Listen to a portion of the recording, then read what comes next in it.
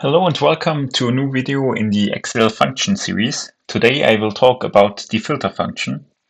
So, what does the filter function do? The filter function filters an array based on a true-false array. So here you have the syntax, you have one array you want to filter, and then an array, a true-false array you filter based on. So from the general structure, you have something like this. You have here an array of numbers, for example, or other values. And then you have here a true false array, and then you filter based on this. So here, select the numbers, and then select the true false. And then only where a true value is these numbers or values will be filtered out or filtered. And yeah, normally you don't have this structure that you have here a true false array that you select.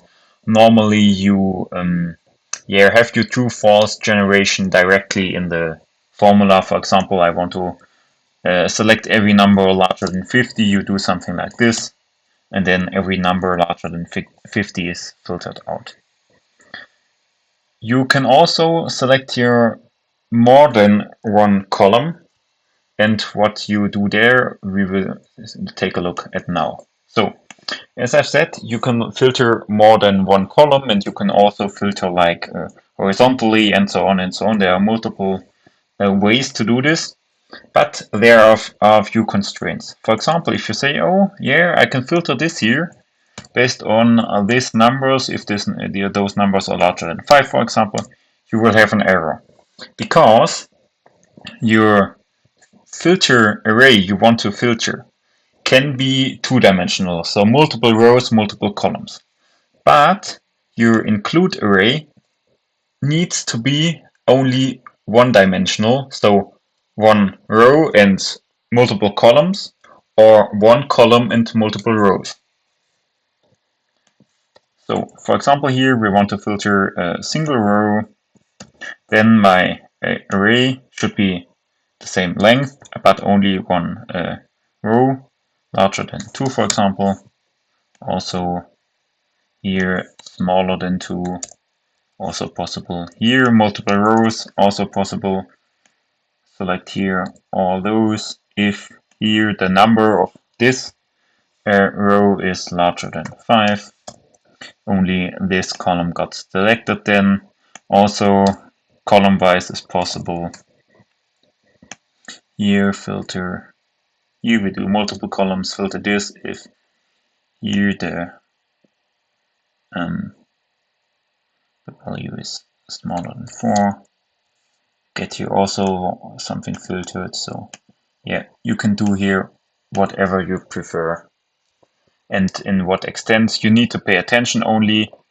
The include array is only one-dimensional and should have the same length as your filter, your array you want to filter. For example, here D C to D, so only 2, length of 2, and here length of 3 would also lead to an error.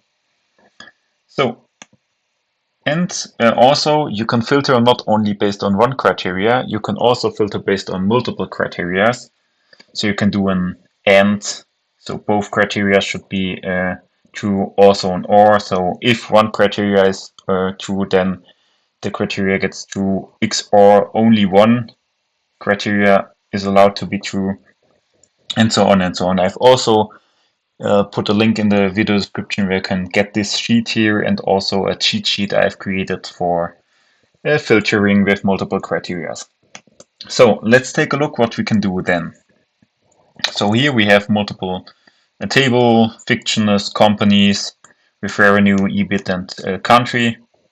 So if you want to filter, for example, the names of companies out of Germany, here filter, select the array you want to filter, select the criteria array, and then make here an check if the criteria is fulfilled. And you see here in the backbone, there's a list of true and false values created. And if you click then enter, you see here Alpha Technologies GmbH is in Germany, and also Stellar Foods AG, and so on and so on. So this worked. What you can also do is like filter multiple columns, as I said. Here, for example, the revenue and EBIT, if the company is out of Germany, and sign in between.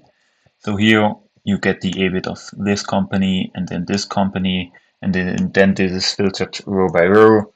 And what you can do then is, for example, calculate the margin. So divide this by this, 122 S30. But you will R30. But you will see here it's like normally the same margin because I've not created those numbers super smartly. What you can also do then is, for example, filter on multiple criteria. For example, we want to have the EBIT of a company that is out of the US, but then you want to have here also only the companies with a revenue larger than 1 million.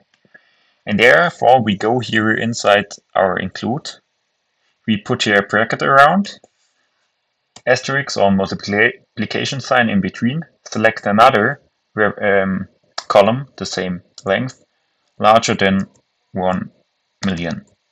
Close all the brackets, and you have here the revenue, or no, the EBIT of companies out of the US with a revenue larger than 1 million.